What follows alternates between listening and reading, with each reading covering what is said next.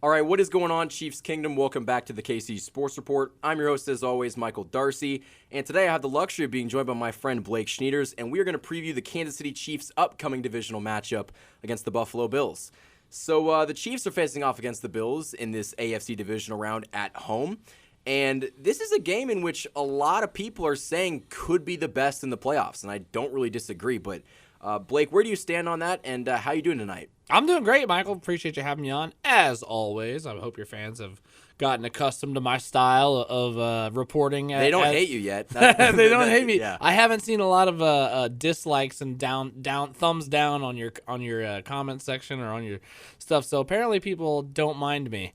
Always the positives. Always the positives, of course.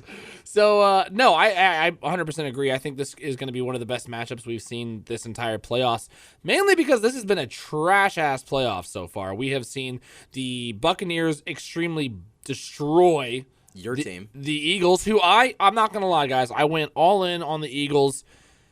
They just didn't produce. Unfortunately, that's how it goes when you're doing predictions. It happens. So I was perfect. Yeah, were you? Yeah. I mean, in the first round at least. I was good.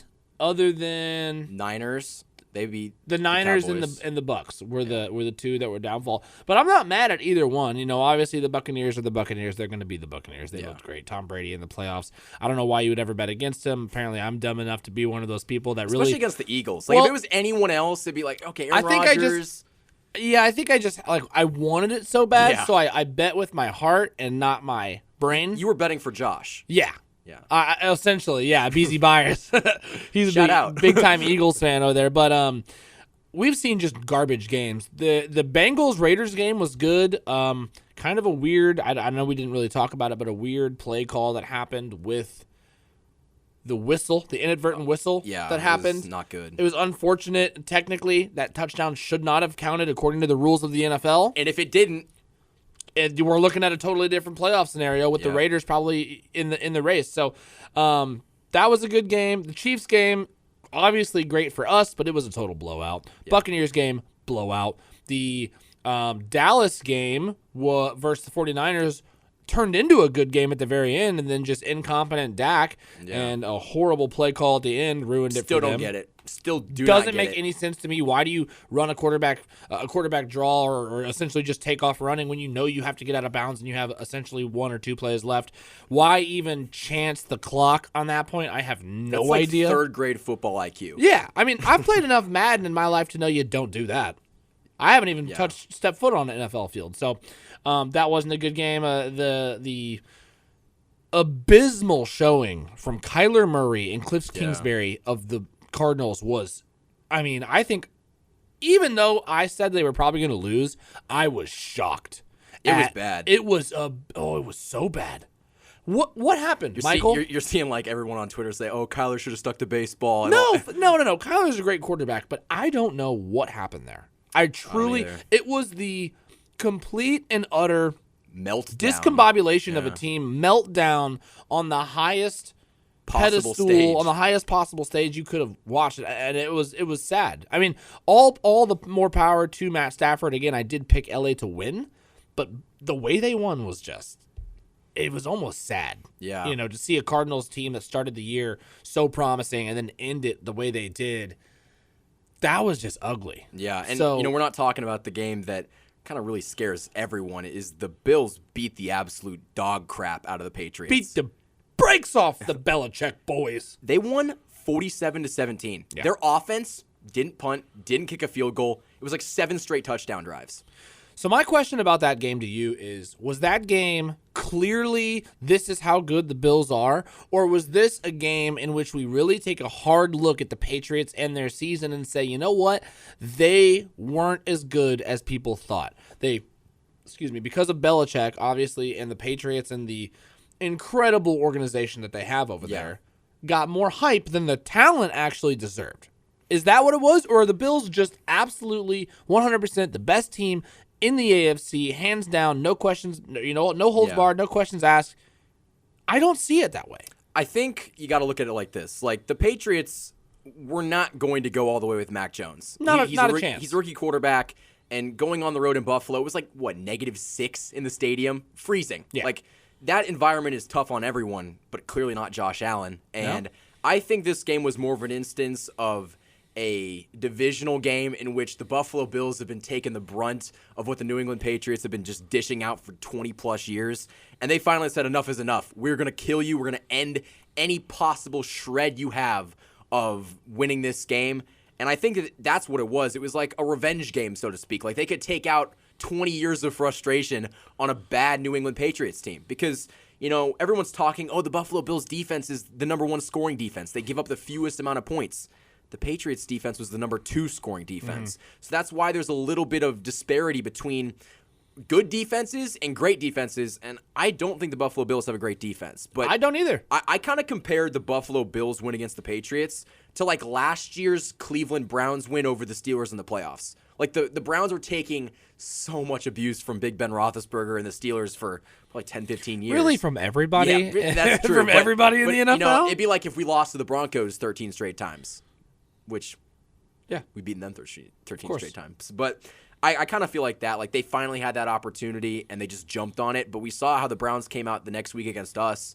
And if it wasn't for Patrick Mahomes getting hurt in that game, you would have won by like 40. So essentially, it was an emotional win. Yeah, they got clearly to take this years of abuse, pile it up into, hey, we got the best squad we've had, and just throw a 99-mile-an-hour fastball straight through the head of the Patriots organization. Yeah, basically. And I think that Twitter is a very toxic place. Twitter is an interesting and extremely toxic playground for the minds and journalists and people who probably shouldn't be allowed to speak publicly. Or being within, like, anywhere near a microphone. Yeah. But, like, I just think that the people that are on Twitter and the people who are on ESPN and Fox Sports, and they're just saying the Chiefs have no shot to win this game, that's bad journalism. That's really bad journalism because everyone's comparing, the Buffalo Bills came into Kansas City in Week 5 and beat the brakes off of them. They won 38-20. These are two vastly different teams at this point in the season. And how are you going to compare this Chiefs team, the Chiefs team that beat the crap out of the Pittsburgh Steelers, only giving them 14 points on defense, to the same defense that had Daniel Sorensen playing in deep coverage and had no Chris Jones in the first matchup, no Treverius Ward, Willie Gay, who we're going to talk about later in this video, he was on a pitch count coming back from an injury. These are very different teams. And now you're going to get hopefully three defensive pieces back, and we're not going to see the same result. Like the Chiefs, this is a losable game. The Bills are a hell of a football team. But if you think the Bills are going to come into Kansas City in a playoff game and just stick it to them, I just think that that's naive. I think that's stupid. They faced the Chiefs team in Week 5 that was missing all those players, Willie Gay, Chris Jones. Daniel Sorensen played 100% of the snaps in that game. That's not a winning formula for the Kansas City Chiefs when Daniel Sorensen is playing 100% of your snaps. A healthy Juan Thornhill is now out there, and not that he wasn't even unhealthy then. We really don't even know what the whole Juan Thornhill scenario was. Doesn't matter because he's out there, and he's been smacking dogs since he came back. That was also a team that faced a Chiefs team that did not have a run game at the time. Patrick really wasn't playing to the best of his ability. Neither was the offense performing and firing on all cylinders. They had 4 turnovers in the game. Bills had none. So when you look at that and you try to actually credibly compare that Week 5 Chiefs team to the Bills and then look at these two teams now, like you said, vastly different teams. So for anybody taking that game during the year, you're smoking, man. You're smoking if you're trying to make a comparison still. That those two teams are equally the same. Now, I think the Bills have an extremely talented quarterback, and probably the feud that we will see down the line coming in the next, 10 years, is going to be Josh Allen versus Patrick Mahomes. They've already met in the playoffs twice. They've already met twice, and the record is 2-0 Patrick Mahomes. Let's just get that out there. When they win this week, it will be 2-0. Oh, I'm sorry. Yes. Foreshadowing, folks. Yeah, foreshadowing. Putting the cart before the horse here. But, so the thing that I will give credit to the Bills on, they have found a run game in Devin Singletary. I don't know where it came from. Who's turned it on recently. Their defense does play well. They have 10 more sacks on the season than the Chiefs do, so they're able to get after the quarterback. They have 0 Pro Bowlers, though, on that defense. So they are good. Oh, wait, let's take a look at their schedule. They play the Jets twice a year. They lost to Josh Allen and the Jaguars. We're talking about a team that people are saying can beat the Kansas City Chiefs, who lost to the I know my mic is hot right now, but they lost to the Jaguars. Not just the Jaguars. The worst team in the NFL. The Urban Meyer Jaguars. The Urban Meyer Jaguars. Christ almighty, are you kidding me? Oh, they also play the freaking Dolphins, who then did look good at the end of the season. Yeah. They looked better. Unfortunately, they fired Brian Flores. I know that was kind of a weird thing that happened, but that's what we call poverty franchises, folks. Yeah. It's just unfortunate that this team that everybody's propping up played garbage teams all year. Now, granted, they did play some good teams as well. Don't get me wrong. They are an impressive team, and Josh Allen is one of the best young quarterbacks in the entire NFL. No doubt. Do not get it twisted. They have limited weapons. Yes, they just had a reemergence of Devin Singletary.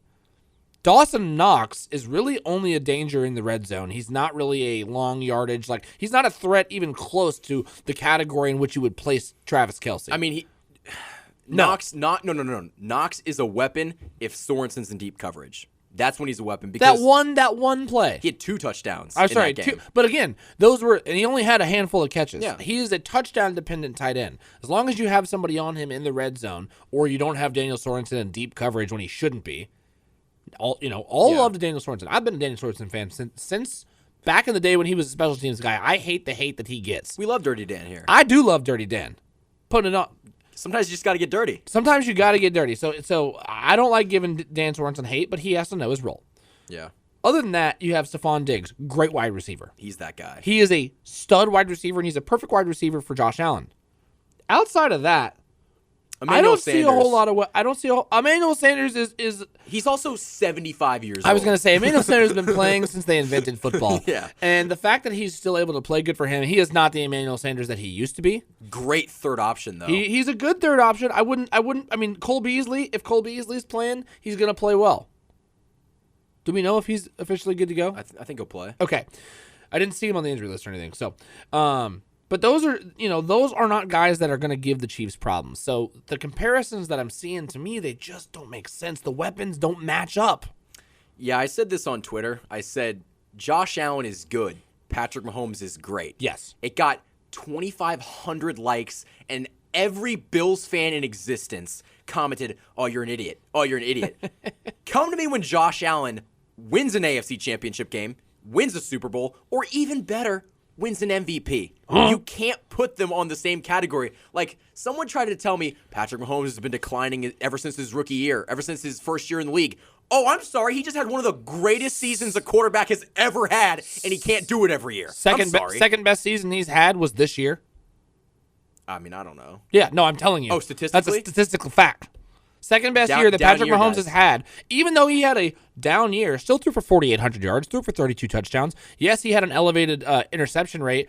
Only had one more interception than the year that he passed for 50 touchdowns and 12 interceptions and 5,000 yards. He had 12 interceptions that year. He had 13 interceptions this year. And if you take those interceptions off the board that hit receivers in the hands, he probably has 6 or 7. Yeah. 5 interceptions he's had that hit people in the hands. And this is what people need to understand. Like, Josh Allen's great. Like, I like Josh Allen. I want to root for Josh Allen. Great guy. Not this week, but I just watched him on the Pat McAfee show. Sounds like a guy I'd love to hang out with. Yeah, grab a beer with him. Yeah. He sounds like a really 100% cool dude. Down to earth kind of guy. But I think we got to slow our roll here a little bit because, like, Patrick Mahomes does stuff that I've never seen anyone else do. Like, the fact that they scored 5 touchdowns in 11 and a half minutes of game. Record time. And you know who was the closest to it? I believe it was Tom Brady. Just under 25 minutes. No, didn't he have one in the... They had ESPN updated the stat. They had a weird... I don't know what happened with that because they had one stat where they said it happened in 25 minutes. Then they said back in 2013 he had some weird stats. So I don't really know. All I know is Patrick Mahomes holds the record for the most touchdowns in the shortest amount of time. Yeah, and that's the thing. Like, Josh Allen... Granted, okay, it was against the Steelers. They're a professional football team who gets paid to play, and they were in the playoffs. Granted, how they got there, it's up to you. They have one of the best defensive players in football in TJ Watt. They had the defensive MVP of the year. Cam. And he made an impact on the first drive, two Cam drives. Hayward popped the ball out. Like, that defense, Minka Fitzpatrick, like, they've got Joe guys. Hayden. Sorry they don't have an offense. Yeah. Sorry Ben Roethlisberger's the equivalent to me throwing the football. Yeah. But that was the most complete game that I think we've seen from the Chiefs, despite maybe the first Raiders matchup. Yeah. Where I thought, after that first Raiders win, I thought the Chiefs looked absolutely 100%. Yeah. Then the next week, they didn't follow that up. Then coming into the playoffs, I thought they played the best possible game they could have, and they put on the flair. They didn't just win. They won with style. And they showed you that you have to watch out for second-string guard Nick Allegretti in the red zone, because watch out. Dude's got hands. He's now on the tight end list. He should be. So the Chiefs can beat you 1,000 different ways. Their two best running backs was out. I thought they were going to play a bunch of Derek Gore, who's their third-string running back. Instead, they went with Jerick McKinnon, who, the guy who formerly played against the Chiefs in the Super Bowl with 49ers, also used to start for the Vikings, and he looked fantastic. He looked better than any running back that I've seen this year. He looked fantastic. I really thought they were going to go heavy with Derek Gore, and instead they said, Jerick McKinnon, it's your time to shine. What a great time for him to pop out and emerge and potentially be the Darrell Williams. I'm sorry, he's the Damian Williams. Essentially Damian. be the playoff Damian. Playoff Jerick. We got to see it. Playoff Jerick. Like, he is so valuable to this team because what he can do catching the ball, we haven't seen from Clyde. Darrell's good at it. Darrell's really good. But Darrell's probably Jerick the best. They trust Darrell the most. That's true. But when he's not there, they've shown now. I think Jerick offers something that Darrell doesn't. I think he's quicker. I think faster his for sure. jump cut's significantly better. I think, we've seen, Jerick averaged 6 yards a carry against the Steelers. I guess the Steelers had one of the worst rush defenses, but, that doesn't really matter. It's the playoffs. These teams are going into it throwing literally everything they have at you. And the fact that you ran it down their throats and you were able to just take what the defense gave you and just dump it off to McKinnon, and he got 30 yards after the catch. And that's the kind of thing that we're going to have to see against the Bills, because the Bills are going to do their damnedest to stop Travis Kelce and Tyreek Hill. And it's going to be what we get from the second and third and fourth option, from the Byron Pringles and the DeMarcus Robinsons and the who Mecole they Hardmans. used. Okay, this is a perfect, and as I was watching this game, I was even watching the game with my girlfriend, who broke this down before I did. That's how much I've been training her. Get on the show. I'll bring her on. Does she want to come on? Hell, she'd love to be on.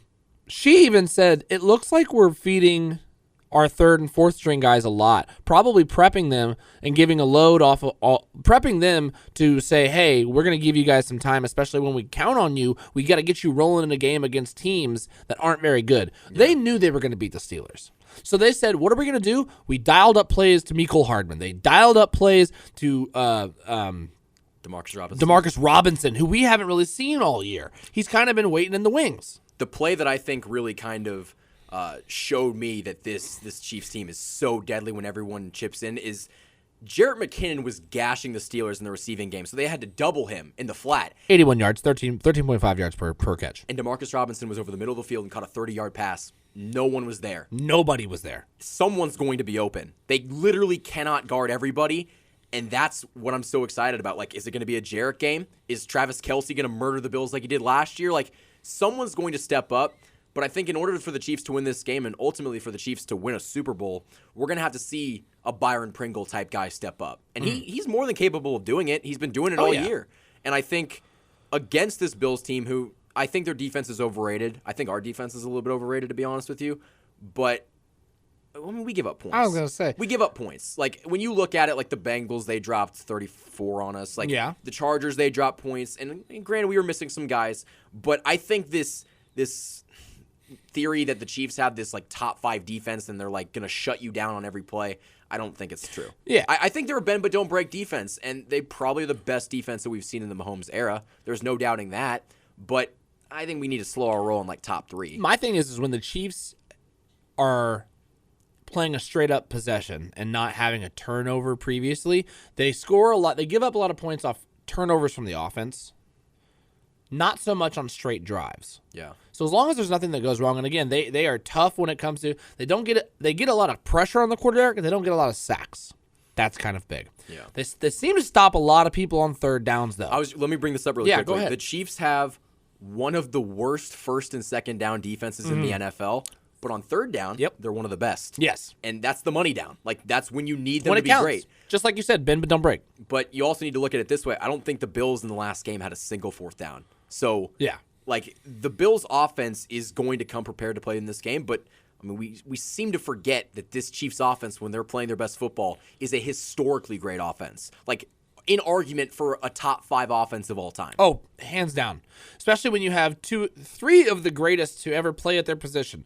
Patrick Mahomes is going to go down in the record books as one of the greatest quarterbacks to ever step on an NFL football field. Travis Kelce, depending on how he finishes, is going to either finish, some may consider him the greatest, some may consider him the second greatest. Either way, he's going to be top 2 tight ends of all time. Easily. Tyreek Hill, I don't think a lot of people talk about his speed. Most people aren't talking about the numbers that Tyreek Hill puts up. His numbers are incredible. We just don't even look at it. We just don't even look at it because we're like, oh, he's so fast, this and this and that. Oh, of course he's going to be good. He's got Patrick Mahomes. No, that guy would be good on anybody's team. Those 3 guys can play at any time. That's why looking at that Steelers game was so important, because I thought what they were doing was they know that Travis, Pat, and Tyreek are going to perform when game is on the line. Yeah. What they needed was everybody else to be rolling, have their mojo going, get the juju in the offense going of Mecole Hardman, who looked great in that Steelers game, not only catching the ball, but returning punts. He started that game off with a couple big punt returns that were massive for the Kansas City Chiefs in field position. Demarcus Robinson, he was trying to get the mojo going. They even got Noah Gray in that just a tad bit. They got Jerick McKinnon, who hasn't really touched the ball all year. He had 25 snaps all year. Yeah, they were getting players in motion that needed to be added that way that everything could be firing on all cylinders and everybody at any time on the Chiefs offense is deadly. That is something I haven't seen since, go back to 2001, the greatest show on 1999, the Rams, the greatest show on turf, when they had Marshall Faulk, Isaac Bruce, Azakim, Torrey Holt, Kurt Warner. That was a stacked team, and that's what this team reminds me of, if not even better. I think the Chiefs just wait every single year to get in this moment. And the Chiefs, with Patrick Mahomes in the playoffs, averaged 31 points per game. They're not going to come out and lay an egg in this game. It's just not going to happen. Now, I think that it could be a game in which both defenses look like utter trash and we're in the 40s. But if you need someone to go make a play to win the game, that guy's Patrick Mahomes. That guy is Travis Kelce or Tyreek Hill. Like, the guys that we have, our playmakers are better than their playmakers, at least on offense. And defensively, you have the second best interior defensive lineman in the game, in Chris Jones. Frank Clark, who's been stepping it up. We didn't have Melvin Ingram in that first game. No, we did not. And people say that he has had no impact on this team. I don't know what you're watching. Yeah, I don't know what game you freaking see. He immediately changed his defense from the one of the worst defenses in the league to one of the best. He's instantly upon his arrival. He's bringing the juice. When has that happened in a season where a player comes in and automatically changes the entire defense around? I mean, I'm not comparing him to, but that's on the likes of a turnaround, like something that Lawrence Taylor would bring to the table. Like somebody that just automatically, now again, I'm not comparing Melvin Ingram to Lawrence Taylor, just the type of impact they've had on the team itself, where they completely revamped the energy, the profile, and just the outright swagger that the defense plays with. He is easily, that I can think of, the most impactful trade the Chiefs have ever made. Well, maybe if you want to say trading for the Bills to go up to get Patrick Mahomes. No, but that's not what we're talking about. Yeah, mid-season acquisition, you could not have hand-selected a better guy. I guess they kind of did, but I think when you look at how good he has been in a Chiefs uniform, it's just another element to this pass rush. And I was listening to a Bills fans podcast, and he's terrified of our defensive line. And I don't really know if our defensive line is that terrifying, but I guess the Bills' offensive line isn't very good. I don't think they're great. They're statistically they're not bad by any means. I mean, they're obviously up there. Josh Allen helps out a lot because he is so mobile that they don't give up as many sacks. Yeah. But I mean, just to me, if I'm the Chiefs, and I don't know if we're going to get to this or not, so I don't know, but to me, this is how you stop the Bills. You lock down Stephon Diggs and you spy Josh Allen. They don't have enough weapons. I mean, what is Emmanuel Sanders going to gash you for 200 yards? No. Is Cole Beasley going to just absolutely wreck the field? People seem to forget in the AFC Championship game last year, L'Jarius Sneed shut down Stephon Diggs. Rashad down. Fenton was lights out against the Bills receivers. Statistically, two of the best corners in the league. And Travarius Ward. Like, these guys are playing way above their expectations, and we seem to forget how good they were last year in the biggest stage against the Bills. I mean, hell, you crushed them in the AFC Championship game. And so it was a little bit of a revenge game for them. You know, Stephon Diggs stayed on the field afterwards to watch us celebrate. But I think this Chiefs team is seeing red after what they did to us in Week 5. Like, I think they are really, really pissed off. People want to call it a revenge game, but who's getting the revenge in this game? It might be a revenge game for us more than them. Who was embarrassed? They got their revenge in Week 5. And it's time for us to win when it actually matters. Some would say they blew their load, Mike. Yeah. So, you know, you brought it up. The way to stop the Bills is contain Josh Allen. Yeah. It's easier said than done. Way easier said than done. He is, dare I say, one of the best mobile quarterbacks that can throw the ball 70 yards downfield that we've ever seen. He is one of a kind. He really is. He's 246 pounds. And at 246 pounds, I think the other day on in game, his combine time, I believe, was like a 4.57 or a 4.72. I think it was a 4.72 in the combine. They clocked him running a 4.57 the other day, a 4.47 in game time.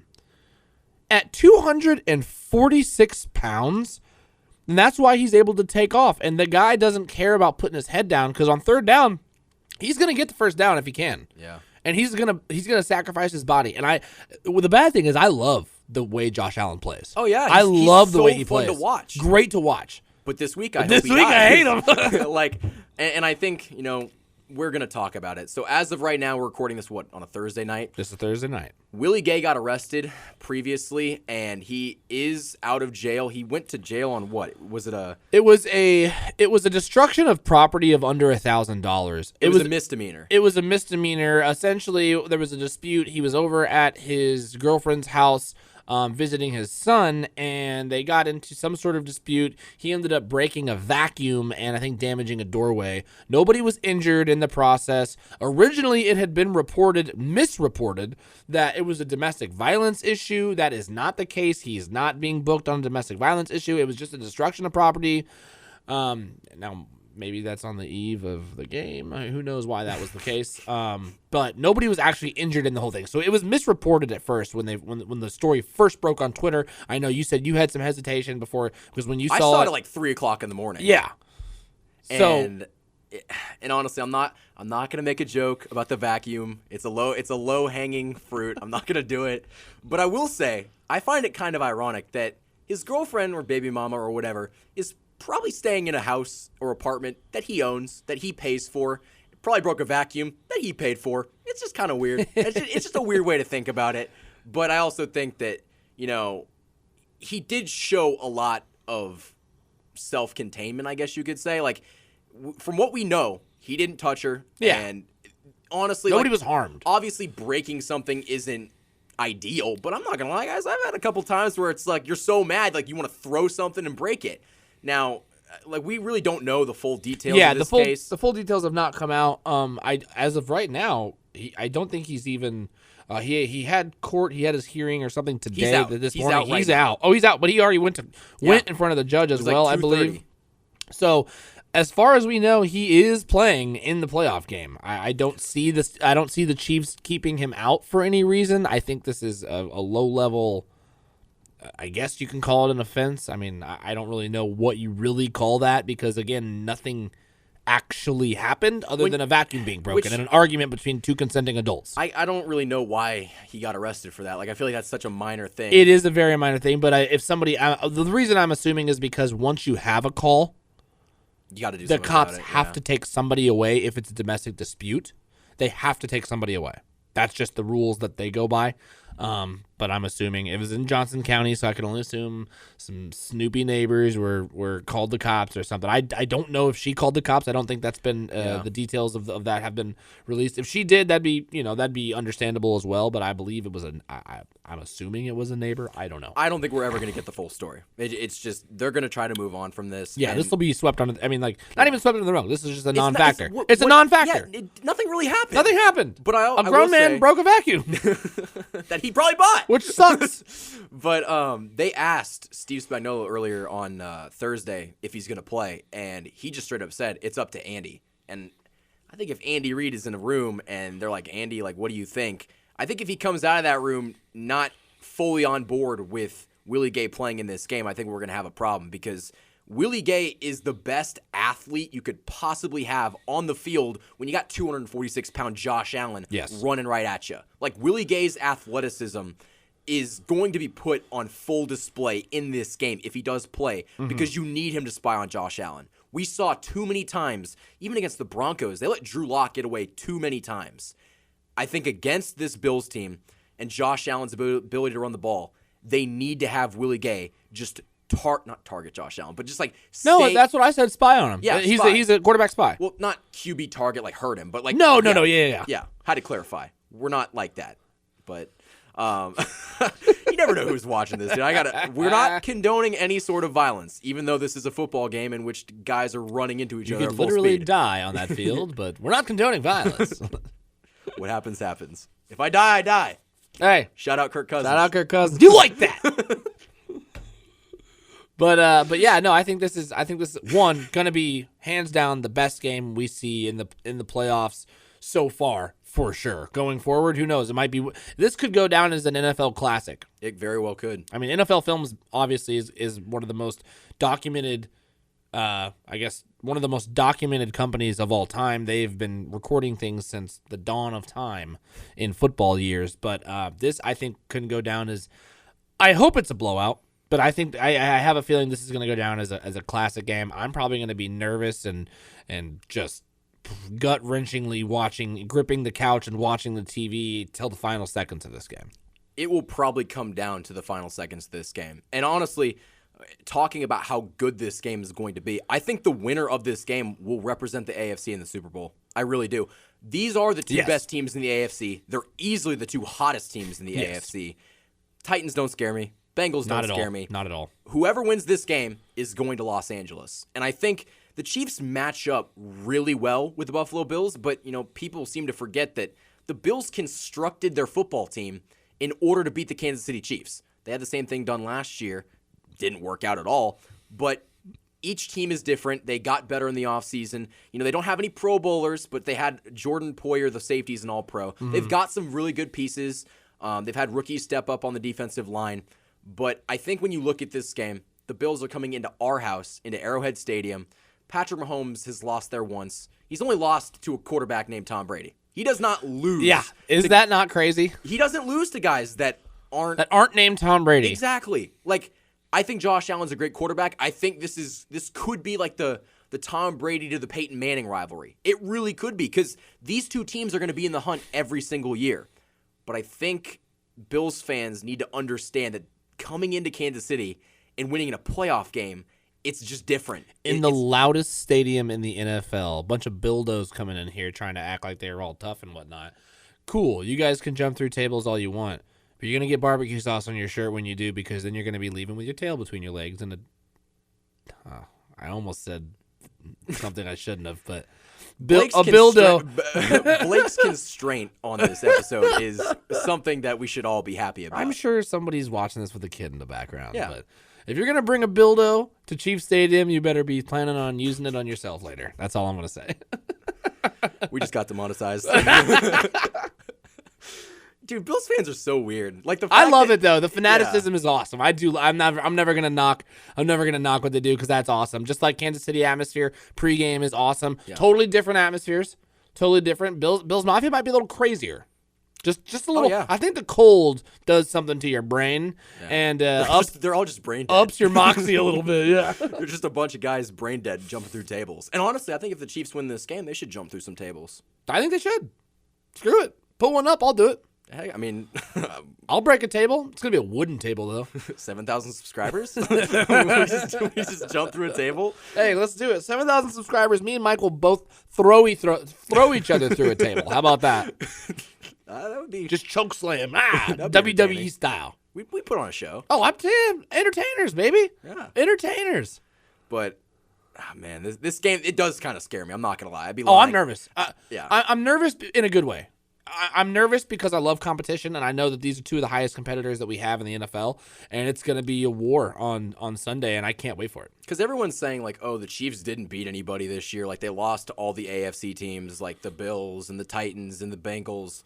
But I think when you got to look at it is when the Chiefs played both the Titans and the Bills, they were drastically different. And the Bengals needed a lot of officiating to win that game, and it came down to a field goal. So I think when you really look at it, and this is the playoffs, this is the Chiefs' season. This is where the best teams come out to play.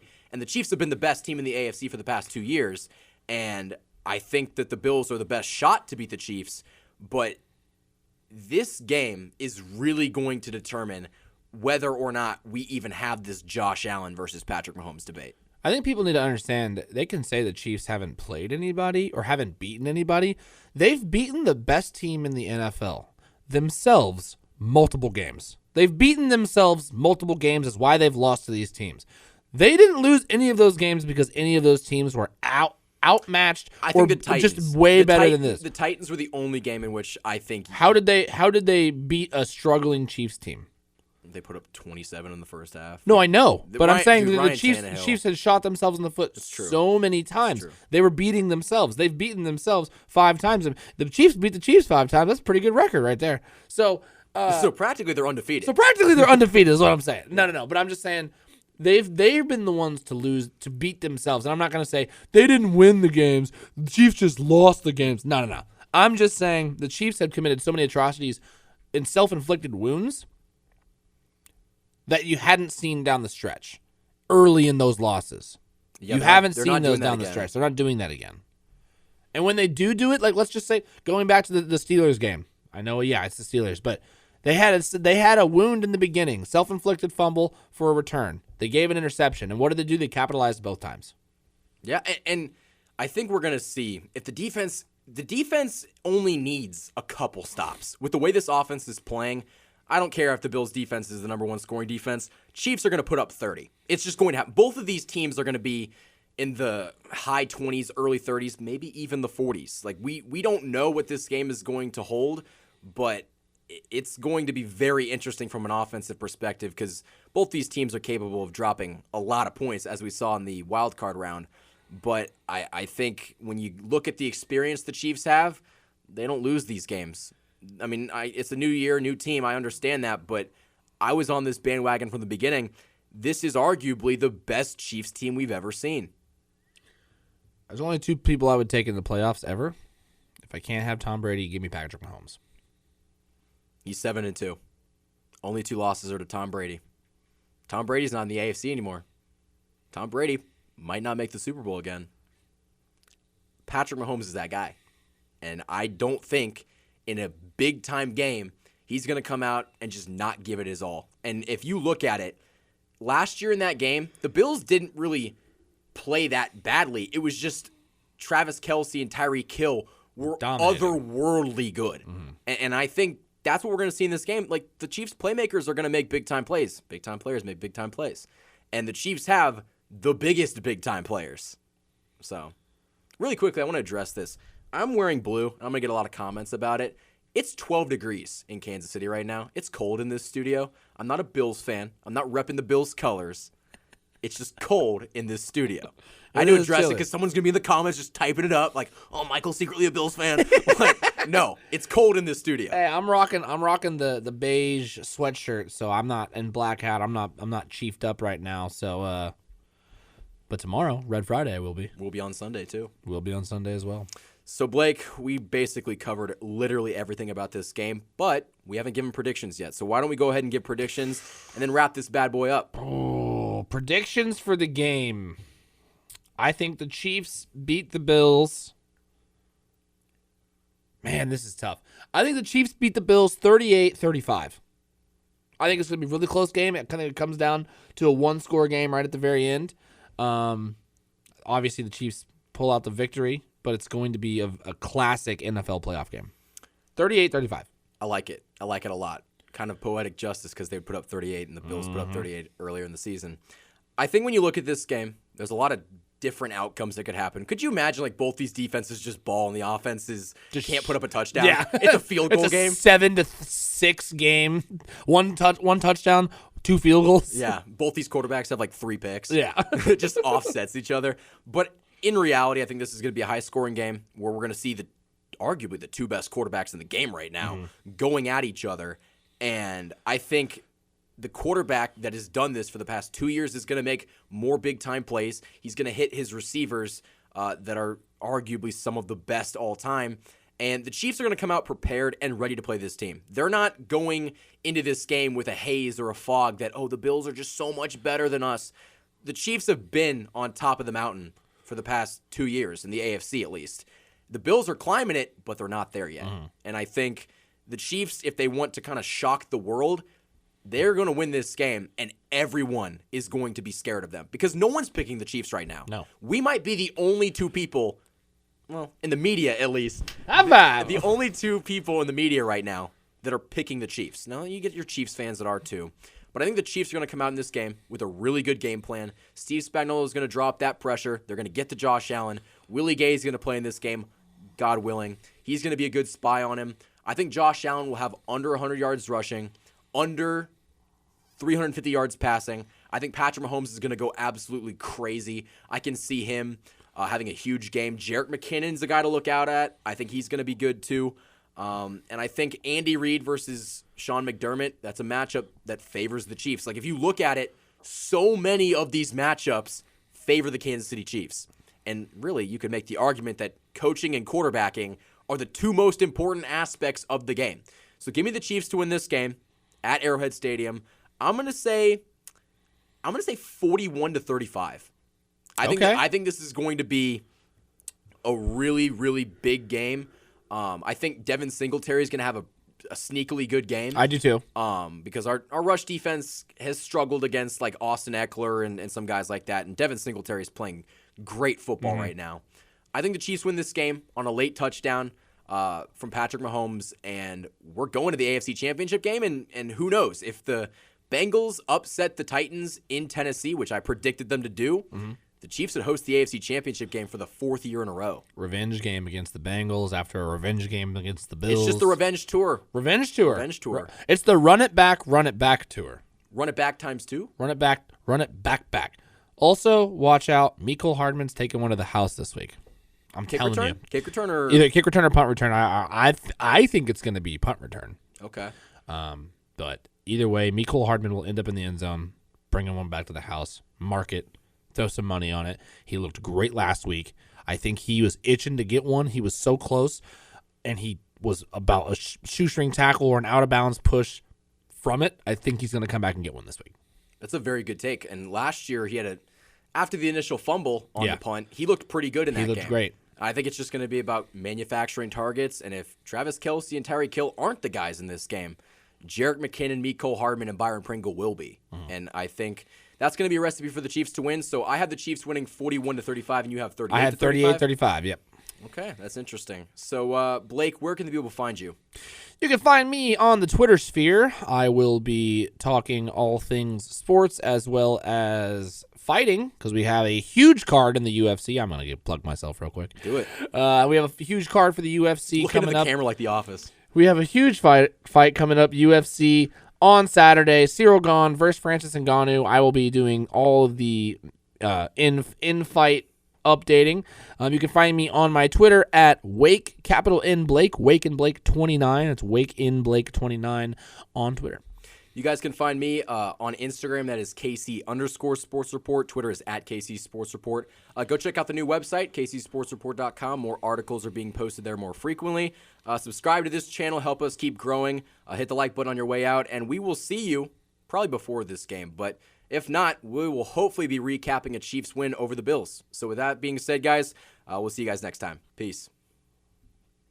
Boom! Boom, baby. Good shit. As always.